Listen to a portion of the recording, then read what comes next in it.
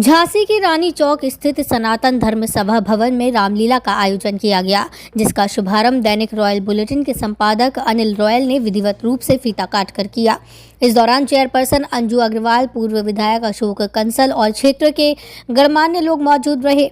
मंच को संबोधित करते हुए दैनिक रॉयल बुलेटिन के संपादक अनिल रॉयल ने श्री राम के 14 साल के वनवास को परिभाषित किया। उन्होंने कहा कि रामलीला का मंचन समाज में संस्कार का माध्यम है। रामलीला का मंच हमें मर्यादा में रहना, माता पिता की सेवा करना सिखाता है। जिस तरह भगवान राम ने मर्यादा की स्थापना करने के लिए राज्यों को छोड़ पिता के कहने पर 14 वर्ष वनवास में व्यतीत किए, उसी तरह हमें भी भगवान राम के जीवन से प्रेरणा लेते हुए मर्यादा में रहने, माता पिता की सेवा कर अपना जीवन व्यतीत करना चाहिए।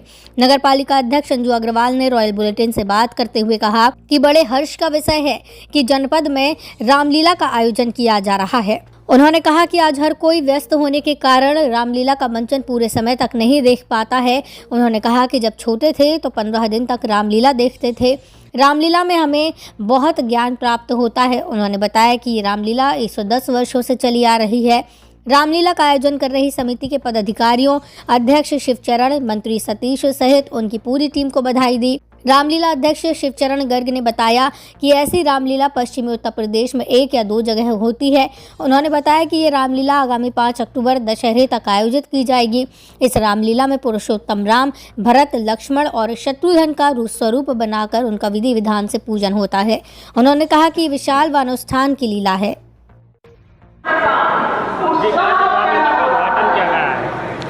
बड़ा ही हर्ष का विषय है कि हमारे शहर में रामलीला का शुरुआत हुई है और आज सनातन धर्म में इसका उद्घाटन हुआ है। इसके अध्यक्ष शिवचरण जी और मंत्री जी जो हैं सतीश जी हैं, उनके ही सौजन्य से उनकी पूरी टीम को मैं बधाई देती हूँ। इतना सुंदर रामलीला का जो आज देखने को मिल रही है, ये बहुत ही सौभाग्य से मिलती है, क्योंकि रामलीला जो है हम कभी बचपन में जाया करते थे तो इतना अच्छा लगता था। अब तो हम व्यस्त रहने लगे, हम पूरी रामलीला नहीं देख पाते हैं। हम जाते थे 15-15 दिन रहते थे। रामलीला से हमें बहुत नॉलेज मिलती है, बहुत ज्ञान प्राप्त होता है। तो ये 110 पुराने वर्षों से चली आ रही है, तो मैं पूरी टीम को बधाई देती हूँ और इसी तरीके से ये रामलीला का आयोजन होता रहे, दिन दूनी रात चौगनी उन्नति होती रहे और आप सभी के मंगल कामना की करती हूँ।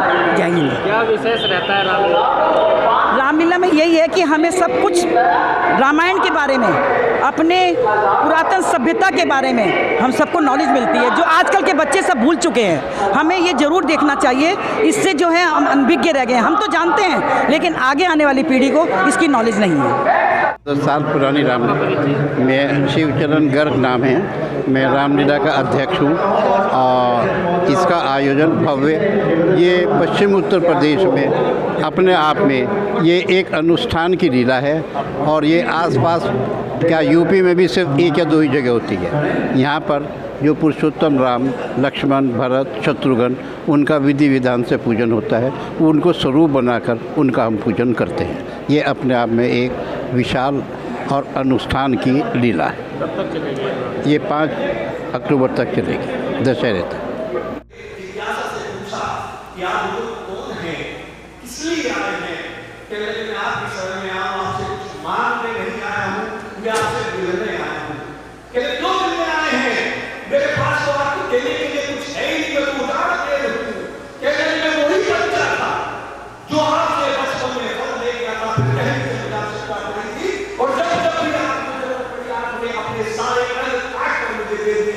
आप जानते हो वो पेड़ हमारे आपके माता पिता हैं।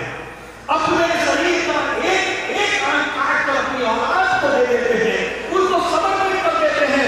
लेकिन हम अपने जीवन में दिनचर्या में बिजी हो जाते हैं कि अपने माता पिता के पास समय गुजारने के लिए हमारे पास समय नहीं होता। माता पिता उदास कटकी अपने देखते हैं, मेरी औलाद आएगी, मुस्कुराएगी तो प्रफुल्लित हो जाते हैं। अब वो बंद हो गया तो उसी औलाद उसके साथ ये कर रही थी तो पेड़ पर कोई भटके होया और पेड़ से प्रफुल्लित हो गया। आज मेरा आपसे अनुरोध ये है कि यदि रामलीला के इस मंच से एक व्यक्ति भी यहाँ से इस भाव को लेकर जाने में सफल हुआ कि वो अपने माता पिता सौभाग्यशाली है, जिसके माया बाप लोग जिंदा लोग बहुत सौभाग्यशाली है, जिसका एक पिता है, कल जाकर उनसे गले मिले, प्यार कीजिए, उनके सुख दुख में खड़े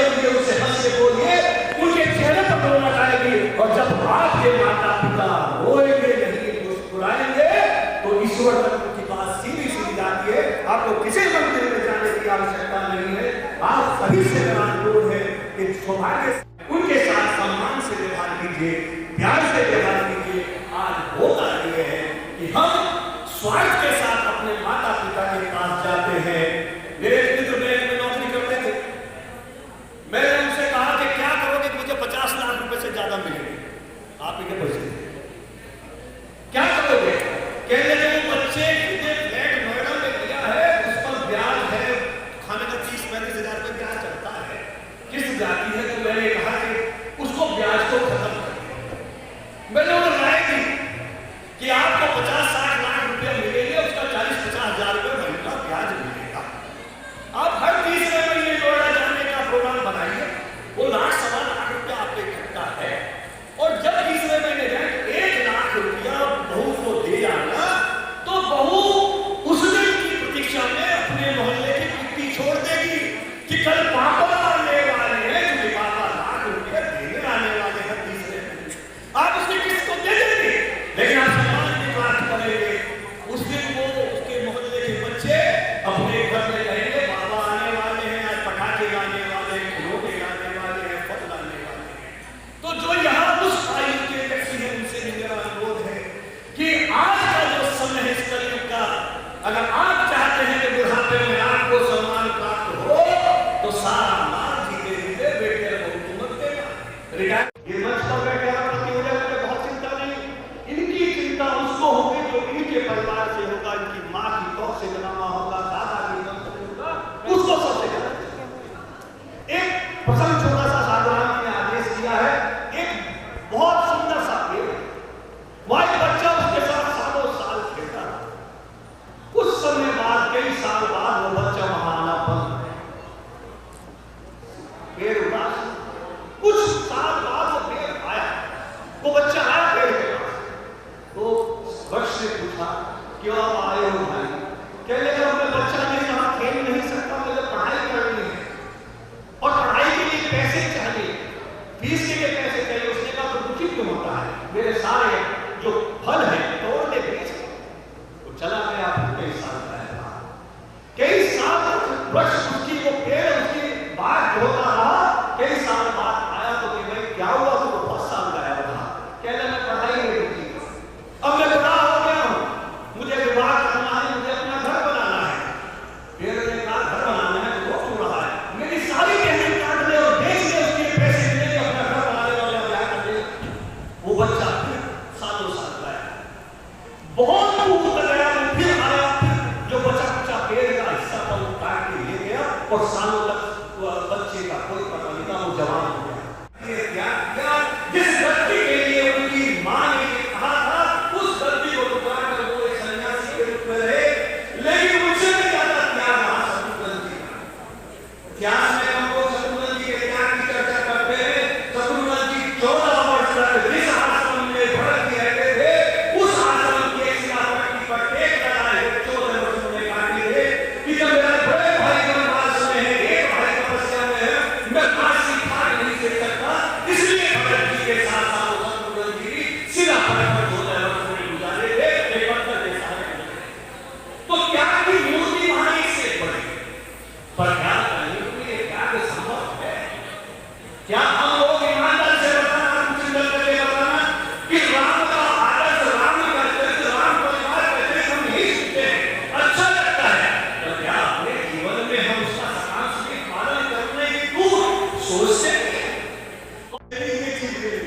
इसलिए मैं तो सबको सलाह देता हूँ कि भैया अब्दुल्ला जेल में होगा तो औलाद आपकी शमशान तक धारण करेगी। इसलिए इसी संदेश के साथ और इस भावना के साथ कि प्रभु इस 2 दिन बाद से दुर्गाष्टमी दुर्गा उत्सव शुरू होगा और रामायण जी के बाद, रामलीला के बाद, दशहरे के बाद दीपावली और अन्य हमारे त्योहार करेंगे।